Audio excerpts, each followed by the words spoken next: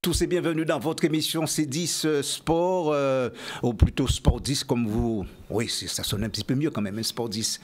Votre émission qui traite l'information sportive du département et comme chaque vendredi, eh bien, nous recevons des invités. Alors ce soir...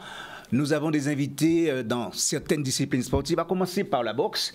La boxe, justement, parce que il y a une compétition très importante qui va avoir lieu ce week-end. Et c'est la raison pour laquelle, sur le plateau présent, eh bien, nous recevons Thierry Dubernard, responsable de l'arbitrage de la Ligue de Savate Guadeloupe. Bonsoir. Bonsoir. Et qui a encore d'autres casquettes, puisqu'il est également coach de Savate, secrétaire de Ligue de Savate en Guadeloupe. Oui, beaucoup de casquettes, hein? Oui, mais c'est la passion. Vous n'êtes pas venu seul, puisque juste à côté de vous, eh bien, il y a Angélie Rilsi, Club Carrefour. Ça va? Oui, ça va. Tu es content d'être sur le plateau? Oui. Tu vas parler un peu de ta discipline, qui est la boxe, Savate? Oui. D'accord, parfait. Et puis, évidemment, comment ne pas parler justement de surf? De surf avec qui? Eh bien, avec Hugo Tellier, qui est skipper déjà avant tout, il faut quand même le dire. Hein. Et puis, le mec qui va nous parler de surf. Et il est venu avec un grand. Bonsoir, Hugo. Bonsoir. Il est venu avec un grand, puisqu'il s'agit tout simplement d'Hippolyte, champion de surf, et qui est champion de surf. Alors, champion de surf. Champion de surf, on va dire. Oui, d'accord. Et nous attendons évidemment Franck Gandel, qui est entraîneur des gardiens de but du Racing de Besançon, puisque c'est vrai, il y a un stage de gardien de but à Guadeloupe qui malheureusement n'est pas encore arrivé. Peut-être un petit problème au niveau de la circulation. Mais il n'empêche, pour parler justement de ce stage, il y a Méfon Gilles, qui est entraîneur des gardiens de l'USBM. Bonsoir. Oui, bonsoir. Merci en tout cas à vous d'être présents sur le plateau. Nous allons commencer d'abord par la boxe. La boxe, pourquoi? Parce que je l'ai dit, eh bien ce week-end, il va se passer plein de choses concernant d'ailleurs le moule. On va parler de Savate. Et avec qui on va parler de Savate? Avec Thierry Dubernard.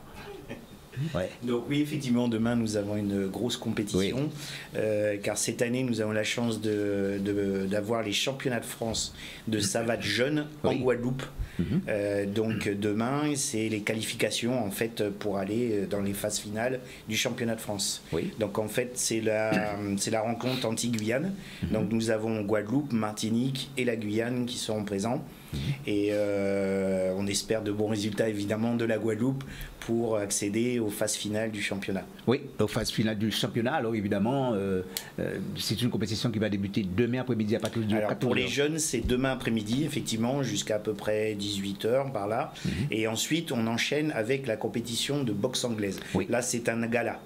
Donc, c'est une autre catégorie, hein, c'est des gens plus âgés. Donc, avec des boxeurs un petit peu expérimentés. Il y a le Canada, notamment, qui est là. Donc, on devrait avoir une belle soirée de boxe demain. Uniquement le Canada, il n'y a pas d'autres délégations qui étaient prévues déjà? Alors, il y a des délégations qui sont prévues, mais ils ne viennent pas toujours. Ah, oui. Donc, vous avez Martinique, Guadeloupe, Canada et Guyane, normalement. Oui. Alors, à coup sûr, le Canada, on sait que le Canada sera là. Oui, ils sont déjà arrivés. Donc, ça, c'est la bonne nouvelle. Le Canada est bien là. D'accord. Alors, c'est quelle édition? Alors, c'est l'édition, on l'appelle Creole Boxing Show, et c'est la deuxième édition. On a fait une première, là c'est la deuxième. La deuxième. Et par rapport à la première, est-ce qu'il y a une modification? Est-ce qu'il y a quand même une nouveauté, j'ai envie de dire, en termes d'organisation? Nouveauté, c'est-à-dire qu'on reprend sur le moule, on ne l'avait pas fait depuis quelques années. C'était une commune qui nous avait déjà accueillis à une époque, et ça s'était très très bien passé parce que les gens du moule sont friands, ils aiment bien sortir, ils aiment bien le sport, donc on est à l'espoir d'avoir pas mal de public ce soir-là. Alors, championnat anti-Guyane, ça c'est sûr, ça c'est pour les jeunes. Par rapport, et là encore je pose la même question quasiment par rapport aux années précédentes. Est-ce qu'on peut espérer qu'il y aura quand même, disons, une bonne représentation des boxeurs guadeloupéens? Mais on espère toujours. Oui. Mais en tout cas, on a une belle évolution depuis quelques années. Cette année, on a encore eu des des garçons qui sont allés en finale de championnat de France combat élite B, qui est, on va dire, la 2e division. Donc, ils étaient déjà champions de France l'année dernière dans la division en dessous. Ils sont retournés en finale. Il y en a un qui est champion de France, il y en a un qui est vice-champion de France, donc le résultat est quand même bon. Et nous avons Angèle qui va combattre aussi demain et qui, elle, est 2 fois vice-championne de France dans la catégorie jeune. Donc on a de bons espoirs et on a eu des résultats aussi précédents avec un champion de France jeune, un boxeur qui a donné un tournoi en France. Donc on pense quand même que là, il y a une progression intéressante et on a de bons espoirs. Maintenant, ça reste du sport, maintenant que le meilleur gagne. Oui, alors, une autre question, quel est l'état de santé de la discipline? Alors, la discipline se porte plutôt bien, puisque nous avons des filles... Le nombre de licenciés déjà? Au niveau de licence, sur la Guadeloupe totale, on est à peu près une 50aine de licenciés. Oui. Voilà, sur des clubs, on est à peu près 5 clubs. On a eu déjà plus, mais le Covid est passé par là et a fait beaucoup de dégâts. Alors, quand vous dites effectivement que l'état de santé, elle est bon, donc ça va de mieux en mieux pour la discipline. Ça va de mieux en mieux, oui. En termes de résultats, par exemple, vous basez on est sur en les progression. On est vraiment en progression, puisque on arrive déjà à envoyer des combattants sur l'Hexagone. On avait du mal à le faire il y a quelques années. Maintenant, on le fait de plus en plus, notamment en savate et en boxe anglaise. On a des jeunes qui partent. Et donc là, il y a vraiment une belle progression. Alors, pour éclairer un petit peu nos amis téléspectateurs qui regardent justement cette émission, quelle est la différence entre la boxe anglaise et la boxe savate, quoi? Alors la boxe anglaise, on va dire que c'est celle qui est la plus connue, puisqu'elle passe beaucoup à la télé. C'est juste les points. Hein, les Mike Tyson, tous ces gens-là, c'est la boxe anglaise. Et nous, en boxe française savate, on utilise les jambes. Donc on a les poings plus les jambes. La particularité, c'est qu'on n'utilise que le pied sur les techniques de jambes. On ne met pas de coup de genou, pas de coup de tibia. C'est vraiment le pied. Toute la surface du pied, que ça soit le talon, la plante, le dessus, la pointe de pied, c'est notre spécialité avec des chaussures. D'où son nom, la savate, puisqu'à l'époque, ils utilisaient des petits chaussons pour se battre avec les techniques de jambes. Et c'est facile de faire venir un peu les adeptes, enfin, je veux dire, d'avoir des adhérents? Alors, c'est facile, oui, non, parce que malheureusement, on a une discipline qui n'est pas très, très bien médiatisée par rapport justement à la boxe anglaise. Est-ce qu'on peut le comparer? Est-ce qu'on peut employer ce qualificatif pour la boxe savate, le noublard? J'ai envie de vous dire oui, puisque on fait partie des disciplines et arts martiaux associés. Oui. Donc moi j'ai envie de dire oui. Maintenant il y a débat, il y a débat entre les deux disciplines. D'accord. Alors Angélie, ici, toi je le disais, hein, tu es très contente quand même d'être en plateau parce que c'est un sport que tu aimes. Oui. Ouais. Je pratique ce sport depuis plus de 10 ans. Oh là, ah oui. Oui, depuis toute petite. Oui. Excuse-moi de te poser la question, tu as quel âge? J'ai 16 ans. Ah oui, d'accord. Alors, depuis toute petite, à partir de quel âge tu as commencé à pratiquer la discipline? J'ai commencé à partir de 6 ans. Oh, 6 ans. Oui. Donc ça fait, en gros, c'est 10 ans, quoi, comme tu l'as dit, hein, David. J'ai suivi les pas de mes grandes sœurs. Oui. Et par la suite, j'ai suivi le mouvement et c'est devenu ma passion. D'accord. Alors, franchement, qu'est-ce qui t'a vraiment amené à la pratique de cette discipline? Il n'y a pas uniquement le fait que tes grandes sœurs ont été bien implantées dans la discipline, mais il y a certainement quelque chose d'autre qui t'a poussé à... Peut-être côté papa, mon père a beaucoup exercé les arts martiaux. J'ai pris peut-être ce côté combatif de son côté et par la suite, ça a suivi. Ça a suivi? Oui. D'accord. Et surtout du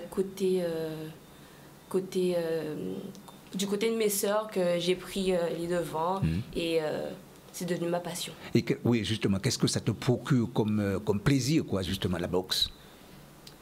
Je suis plus sereine dans la vie de tous les jours. C'est devenu...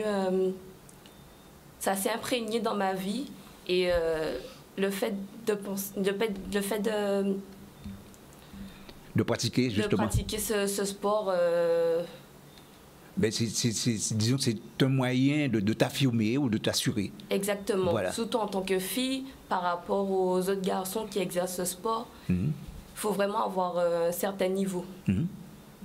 D'accord. J'imagine que tu es toujours à l'école, quoi. Oui. Est-ce que tu arrives justement pour associer les deux? Est-ce que ça se passe bien?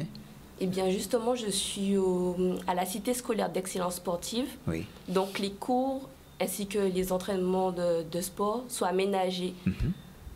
C'est-à-dire que nous avons les cours dans la matinée et l'après-midi, on exerce notre sport ou d'autres sports à côté.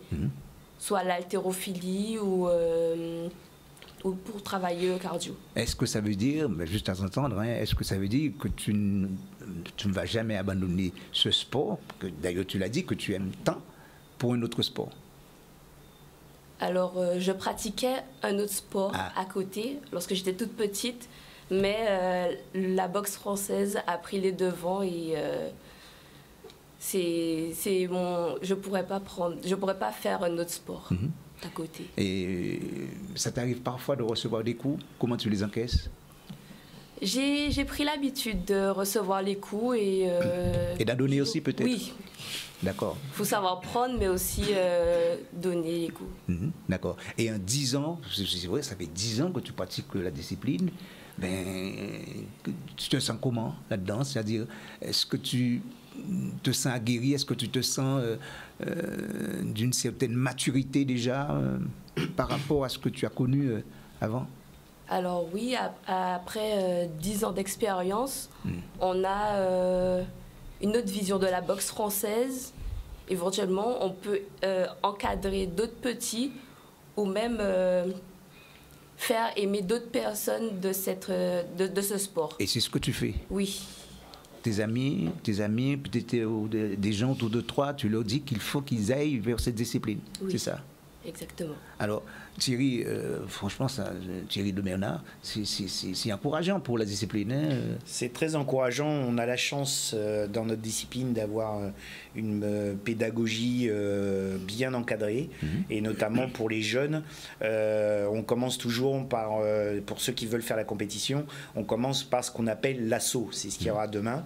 L'assaut est un combat technique. En fait, là, il n'est pas question de chercher le chaos. Il faut marquer des points en touchant techniquement le plus proprement possible son adversaire.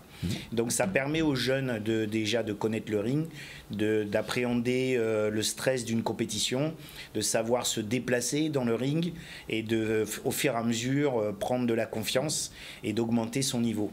Ensuite, arrivé à un certain point, on peut passer en combat où là, on va appuyer les coups et chercher à être efficace. Alors, parmi les représentants de la Guadeloupe dans cette compétition, il y aura qui? Je crois savoir qu'il y aura Tyrone, par exemple, de Chadirac. Oui, alors Tyrone non, malheureusement il ne sera pas là parce que lui il est déjà un peu plus âgé, donc il passe dans une autre catégorie. Mais là il y a des jeunes en fait, justement c'est la chance pour eux de se révéler. C'est des jeunes qui ont eu une progression, qui sont partis en métropole l'année dernière, et là ils ont la chance de peut-être suivre des anciens qui eux ont déjà fait des résultats et de pouvoir prendre du plaisir et gagner et d'avoir le droit de participer au championnat de France, qui est quand même quelque chose d'important, même dans une jeune carrière. Oui, on reviendra d'ici quelques instants pour parler encore justement de cette journée de boxe, on peut dire ça comme ça, oui. d'ici quelques instants. Mais il n'y aura pas uniquement la boxe, hein, je l'ai dit en préambule, il n'y aura pas uniquement la boxe ce week-end, puisque en tout cas le week-end prochain, il y aura bien sûr du surf. Du surf, et pour en parler, alors Claude Tellier, Hugo, pourquoi je parle de Claude? Parce que déjà, et puis, non, mais c'est papa, mais il y a quand même ce trait de ressemblance, quand même, hein, énormément. Et chaque fois que j'ai tendance à dire Claude, il faut dire que Claude, je le connais depuis des lustres. Bon, alors, cette compétition qui va avoir lieu au début du mois de mars, il faut quand même le dire, le 2 et 3, hein, je crois. C'est ça. 2 et 3. Parlez-nous un peu justement de cette compétition. Alors, ce n'est pas uniquement une compétition, c'est un événement où on va avoir une partie compétition donc de longboard. Donc, le longboard, c'est du surf sur des grandes planches. où c'est un peu moins aérien, mais c'est du déplacement sur les planches, c'est un peu plus gracieux. Voilà, donc une partie compétition, mais surtout une partie ouverte au public, avec 200 initiations qui seront proposées gratuitement aux Guadeloupéens pour venir, et aux touristes, aux gens qui sont là, pour venir découvrir le surf, l'activité dans des conditions encadrées par des professionnels, parce que le surf, c'est un sport qui se pratique dans des vagues, il y a des consignes de sécurité à respecter. Donc l'idée, voilà, c'est de proposer une première expérience au public, aux Guadeloupéens en priorité d'ailleurs, pour accéder à cette discipline qui peut paraître un peu... où on peut avoir des a priori au début, mais justement là, c'est mettre en confiance les gens, venir découvrir l'activité dans des bonnes conditions, puis après profiter d'un réseau de clubs qui est à travers le département et la Guadeloupe pour continuer à la pratique. Oui, mais il faut dire que le surf, ça fait un moment quand même que l'on pratique la discipline. Il y a eu quand même les championnats du monde qui s'est déroulé déjà en Guadeloupe. Bien sûr, il y a un maillage de clubs, d'acteurs locaux qui font le travail pour que le surf en Guadeloupe vive. Donc voilà, aujourd'hui c'est une manifestation en plus qui vient se greffer autour de ce maillage qui est fait par les clubs. Et voilà, c'est une manifestation où l'objectif c'était de mêler les compétiteurs et les surfeurs assidus qui ont l'habitude des compétitions avec des gens lambda, des non-initiés, pour que justement ces gens viennent se rendre compte de ce que c'est que le surf, rencontrent des acteurs, donc des moniteurs, des écoles, ainsi que les surfeurs comme Hippolyte qui est à côté de moi, pour qu'ils se rendent compte que le surf, c'est pas qu'une activité, aller surfer sur sa planche, mais c'est aussi un monde des gens, une vraie activité. Il y a des débouchés derrière. On peut vivre du surf pas seulement en tant que sportif, mais aussi en tant que professionnel, fabriquer des planches, vendre des articles de surf. Donc il y a tout ce monde-là, cet univers-là à découvrir et à mettre en avant. Ça fait partie de l'économie bleue, on en parle beaucoup en ce moment, c'est un thème à la mode. Mais voilà, c'est bien d'avoir ce genre d'action parce que ça met un peu des images sur des mots et on arrive à toucher du doigt ce que c'est que l'économie bleue. C'est aller faire du surf, être compétiteur ou alors être fabricant de planches, être moniteur et voilà. Alors franchement, Hugo, pourquoi avoir choisi la plage de Helleu à Saint-Albe? Le Helleu, alors c'est parce qu'on travaille en collaboration donc avec l'Office du tourisme de la Riviera des îles de Guadeloupe. Donc le Helleu, c'est un spot emblématique du surf et de l'apprentissage du surf en Guadeloupe et sur le littoral de la Carle. Voilà, c'est un spot où je pense nombreux Guadeloupéens ont découvert le surf. Il y en a un à côté de moi qui pourra en parler mieux que moi, qui réside au Helleu, qui a appris à surfer et qui surfe encore aujourd'hui au Helleu. Mais voilà, c'est un bel endroit pour découvrir dans des bonnes conditions de sécurité. Donc voilà pourquoi le Helleu. Alors, donc, Hippolyte Champion, alors, donc, Helleu, oui, d'accord. C'est un terrain de prédilection, pourquoi? Alors, c'est-à-dire que le Helleu, déjà, par son accessibilité, on y arrive facilement, on peut se garer facilement. Le spot aussi est très accessible pour la pratique. Comparé à d'autres spots comme le Moule où on doit passer par du corail, la dangerosité est moindre. Le spot est assez large aussi. Les vagues sont plutôt faciles et peuvent varier aussi. C'est-à-dire qu'on peut arriver un jour où les vagues sont faciles et l'apprentissage où l'apprentissage peut être parfait, oui. Pour l'apprentissage, pardon.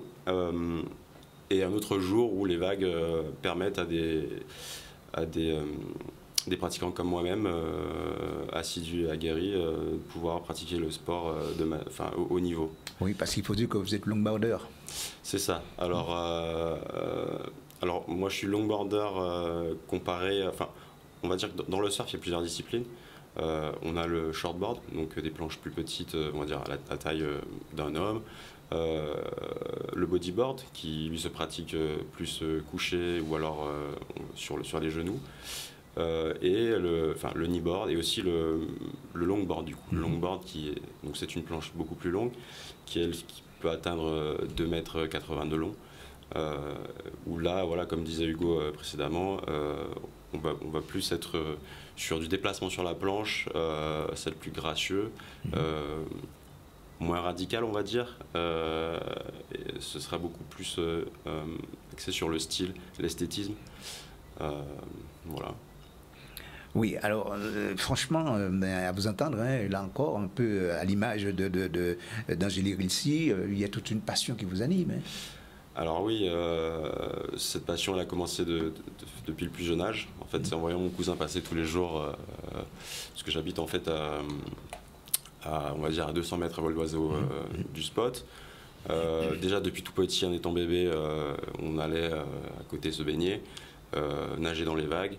Et en voyant les voisins avec leur planche à voile, parce qu'à l'époque, il n'y avait pas de moyens, on va dire de pouvoir s'exprimer. Voilà, on ne pouvait pas acquérir une planche, le matériel nécessaire. Donc il faisait avec ce qu'il pouvait.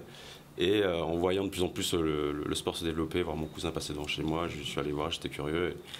C'est comme ça que j'ai eu ma première planche et depuis, j'ai jamais quitté l'océan. Partout où je vais dans le monde, j'y vais soit pour le surf, soit si je peux surfer. Oui, alors rappelez-nous un peu, très brièvement, tout ce que vous avez fait déjà, parce que vous avez participé à pas mal de compétitions. C'est ça?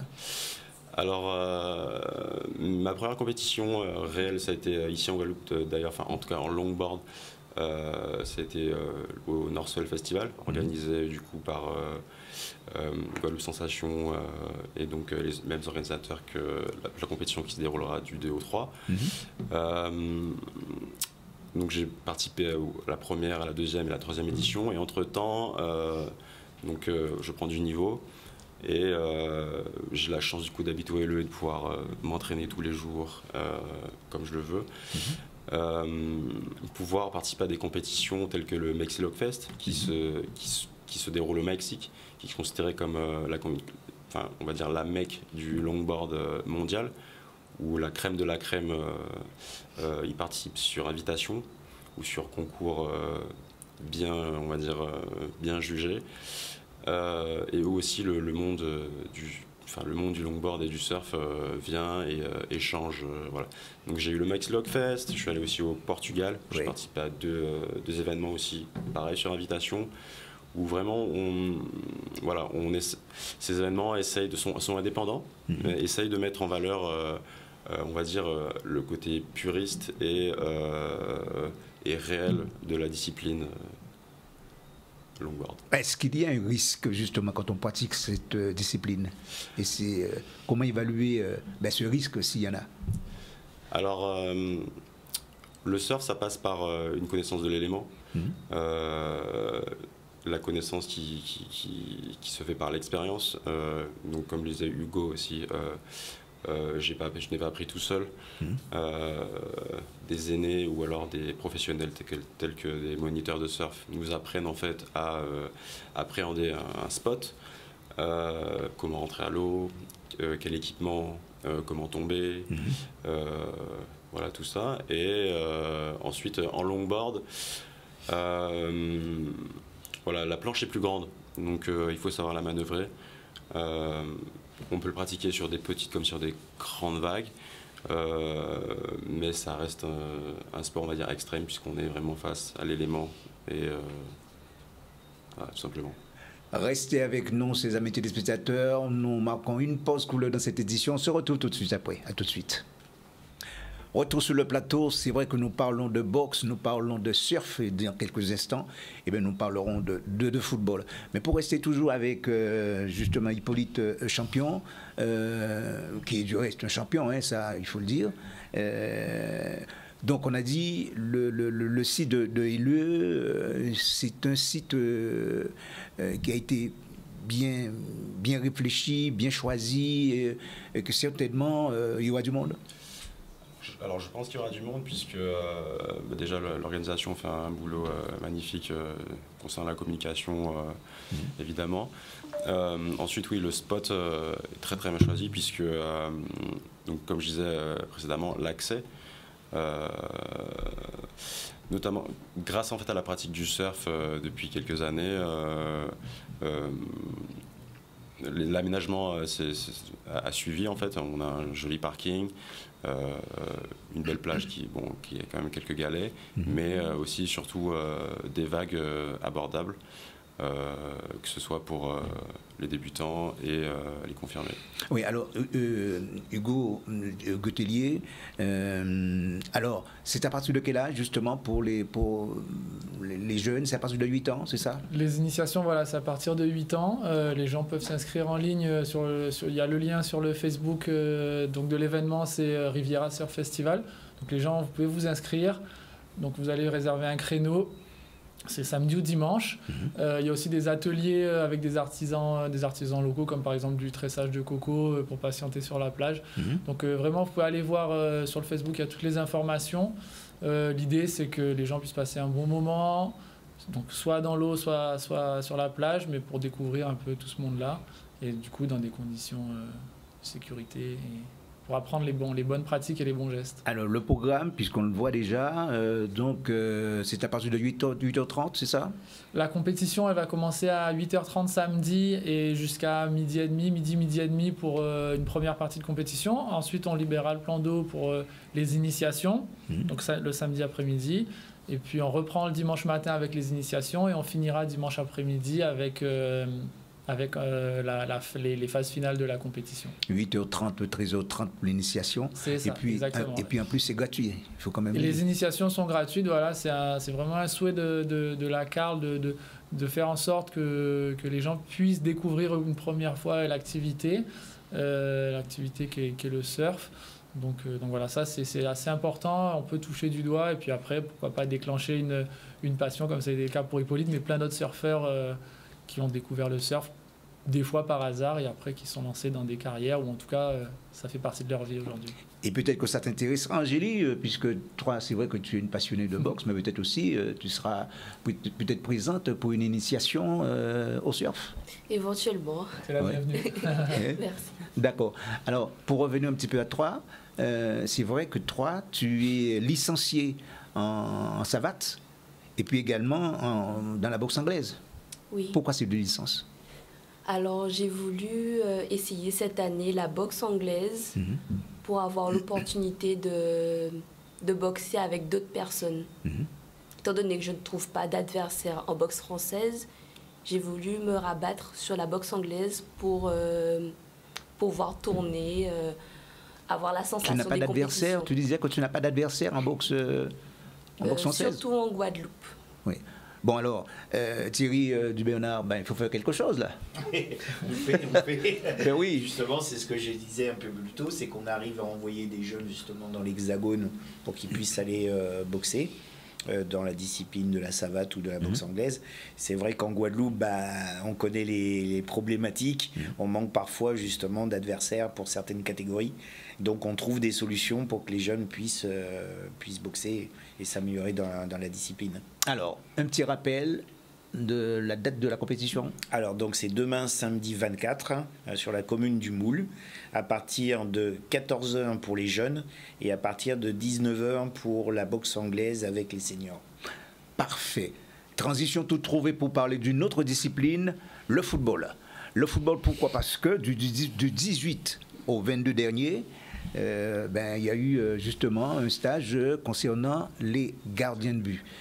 Et pour en parler, nous recevons évidemment Franck Gandel qui s'est fait désirer, mais finalement il a eu le temps d'arriver. Un petit peu d'embouteillage, Franck? Un petit peu d'embouteillage, je me suis fait en sorte d'être là à l'heure. Je suis désolé.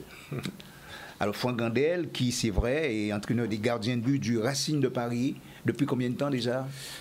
Depuis juillet 2024. Là. Oui. Et Franck Gandel.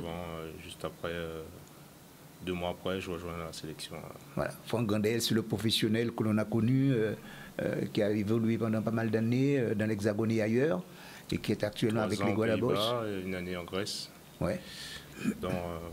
En métropole, des clubs amateurs et en club pro, l'Estac et Dijon, Ligue 2, Ligue 1. Et puis voilà, j'ai terminé ma carrière en nationale à Boulogne-sur-Mer. Et qui est avec les Guadabos, il faut le dire. Hein. J'étais avec les Guadabos depuis 2007. On a fait l'épopée, la Gold Cup en demi-finale. Et ensuite,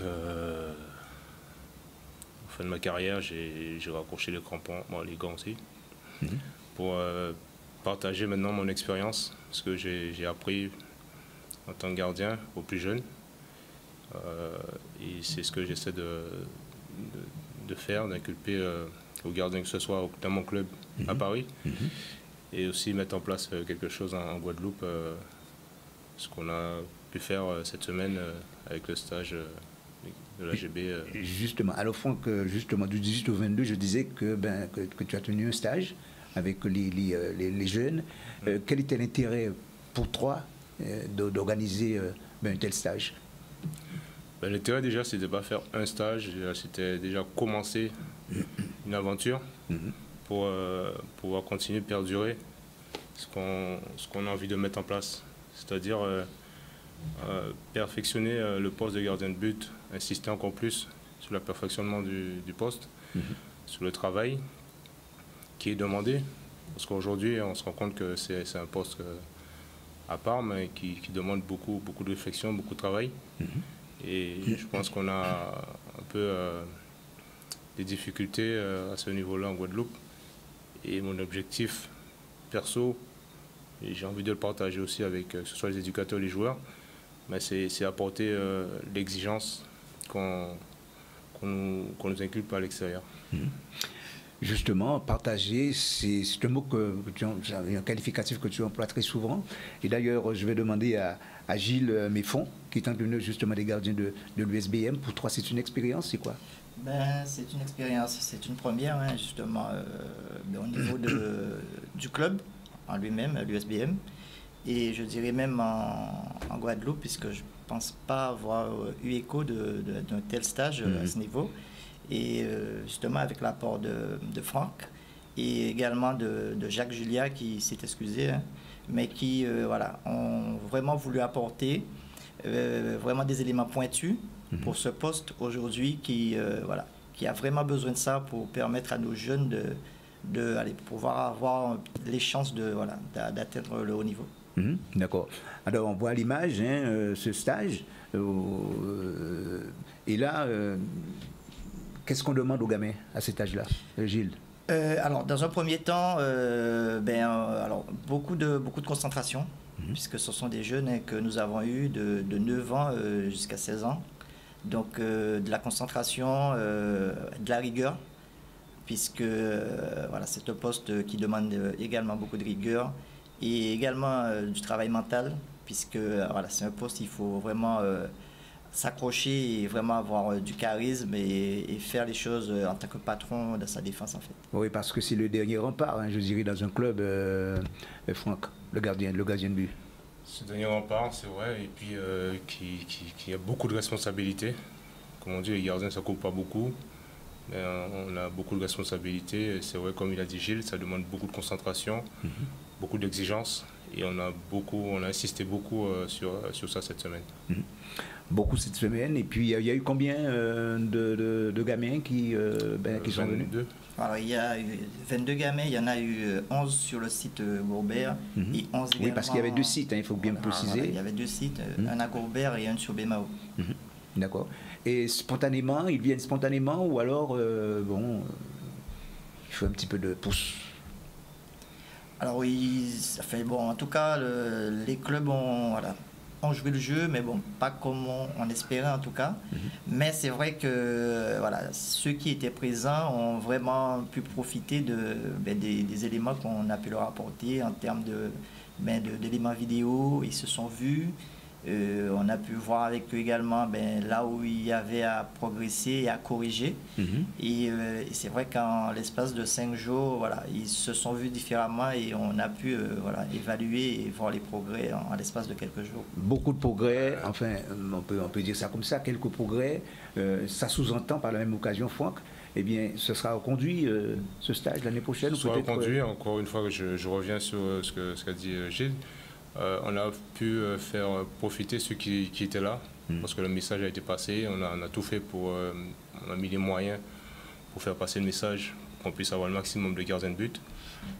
On a donné tout ce qu'on pouvait apporter aux gardiens qui étaient présents. Et puis voilà, aujourd'hui on prépare, on a terminé hier.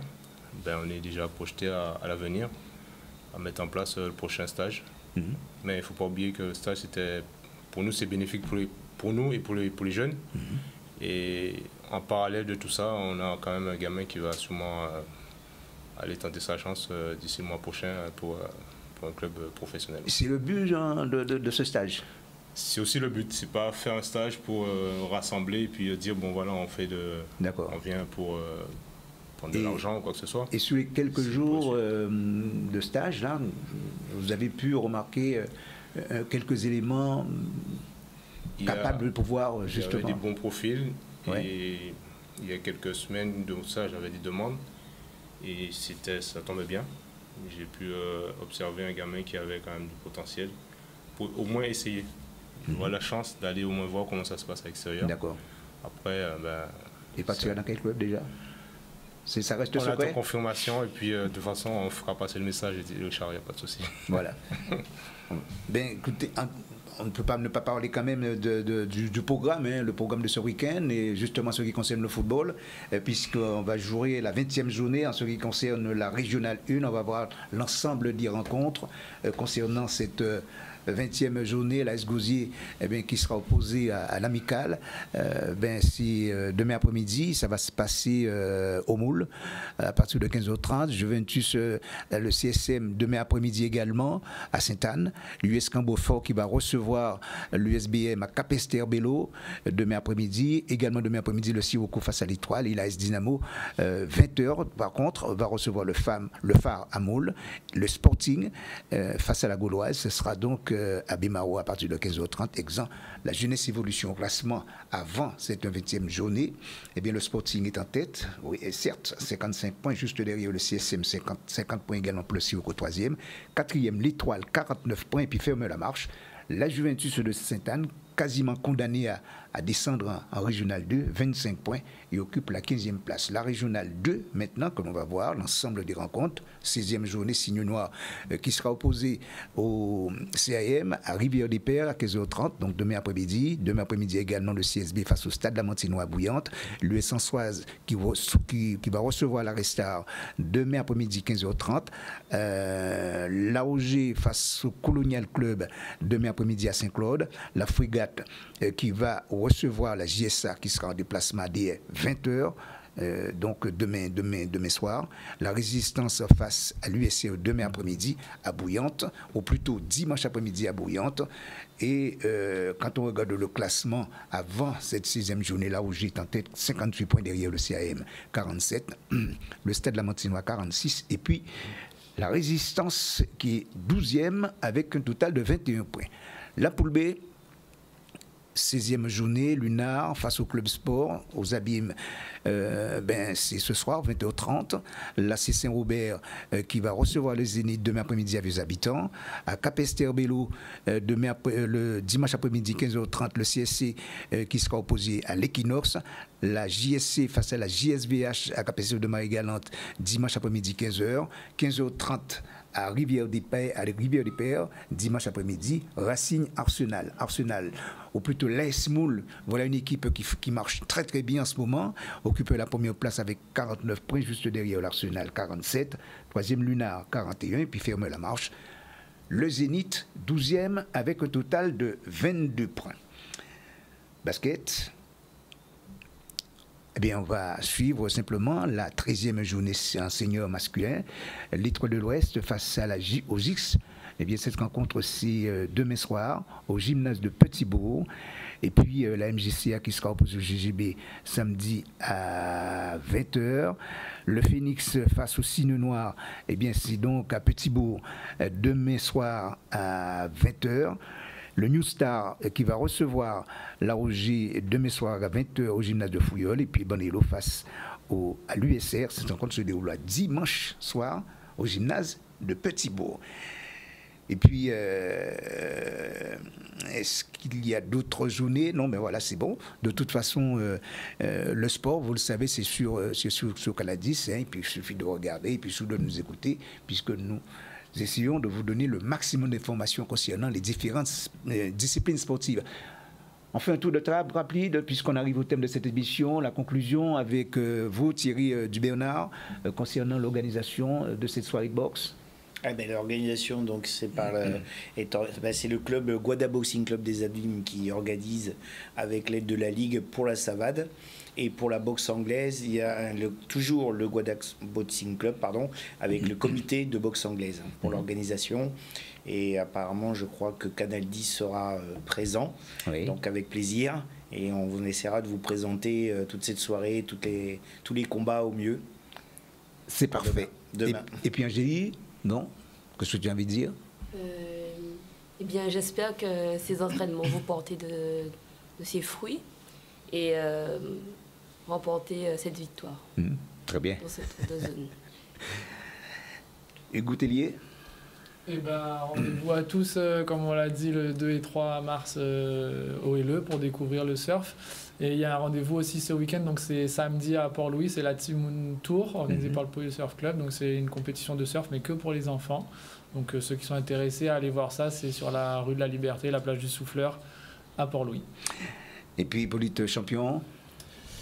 Eh bien, merci de nous avoir accueillis et de nous avoir donné l'opportunité de présenter le surf et le longboard, qui je pense est une discipline qui est en voie de se développer ici en Guadeloupe, puisqu'on a les spots et les infrastructures adéquates et on va dire géniales. On vous attend tous du coup les 2 et le 3 mars. À bientôt. Parfait. Franck? On dit merci déjà pour vous avoir aidé déjà à partager, à faire venir un peu, médiatiser notre nouveau stage. On donne rendez-vous à tous les gardiens pour le prochain. On est en train de travailler sur les dates et le lieu. Gilles? Pareil, merci à vous pour l'invitation et puis merci aussi aux garçons et aux parents qui nous ont fait confiance pour cette première. Et on se donne rendez-vous très très bientôt, je dis, par rapport à la prochaine organisation. Vive le sport, j'ai envie de dire, sur Canal 10. En tout cas, merci de nous avoir écoutés, ces amis téléspectateurs. Merci aussi à Yann qui a réalisé justement cette émission. On se donne rendez-vous déjà dans un premier temps lundi avec Pascal pour Challenge. Et puis vous allez me retrouver mercredi justement pour parler encore de sport, singulièrement le football. Bonne soirée à tous et à bientôt sur votre télévision Canal 10. Au revoir. Dr. Love.